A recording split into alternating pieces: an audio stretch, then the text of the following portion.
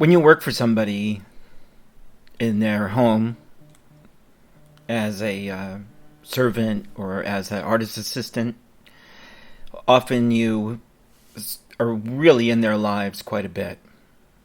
Um, I had gotten in the habit of coming early in the morning. My boss was often asleep, and when he came down, he asked me how long I had been there, and I told him, 7 o'clock, 6 o'clock in the morning. And he said, well, when you come from now on, I want you to wake me up. And this moved into making breakfast for him, depending on where we were in the world, depending on what kind of breakfast I would make for him.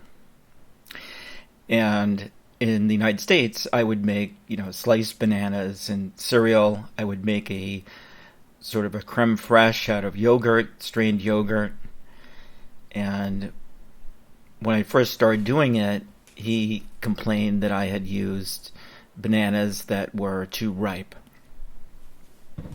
I said I was sorry and went back. Oh no, it's all right today, But then it was clear that it wasn't all right. I went and made new cereal the next day and used bananas. And this time I used them until I found one that was perfect. I threw away the banana in the garbage that I had used. And he said, "What's this banana doing in here?" And I had to say that I had gone through a couple bananas looking for the perfect banana. And in the future, I had to either eat the bananas or hide them so that they couldn't be located. And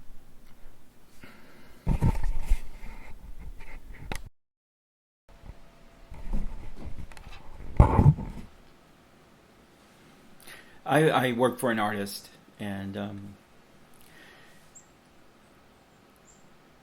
when you're working in the studio, when you're working in someone's studio, it's really, you have to sort of become invisible, or you have to become part of what's happening in the studio so that you're not a distraction.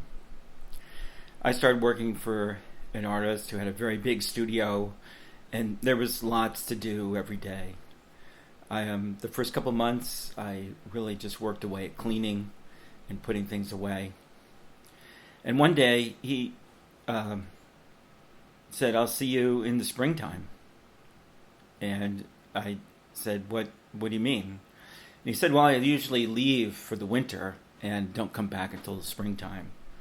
And so I'll see you in the springtime." And with that, he left, went out the door. And as he was leaving, I said, "Well, what do you want me to do?" And he said, "Do whatever you want to do. Do what you like."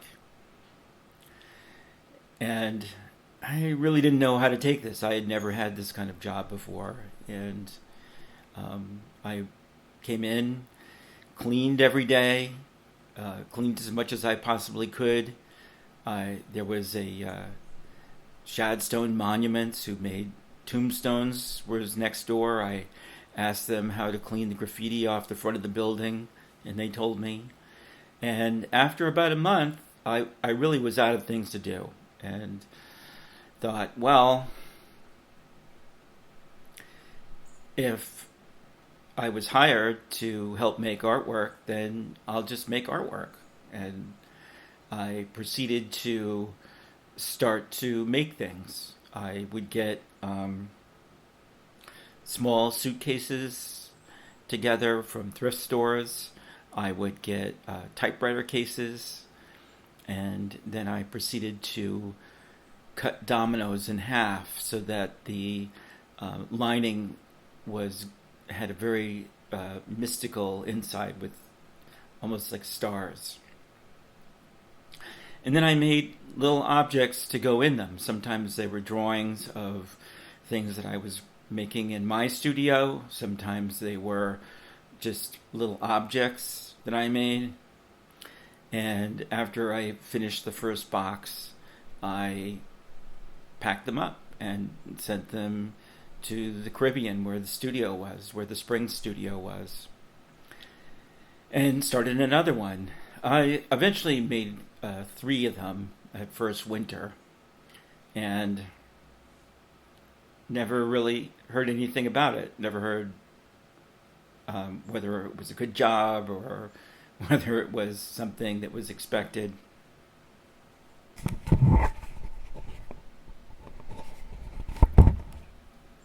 And it wasn't until the second year, when I was invited to work down there, that I had to put something away in the artist's bedroom to see my boxes on a shelf, being cherished in the privacy of the artist. And that really sort of started the tone for our relationship, our working relationship.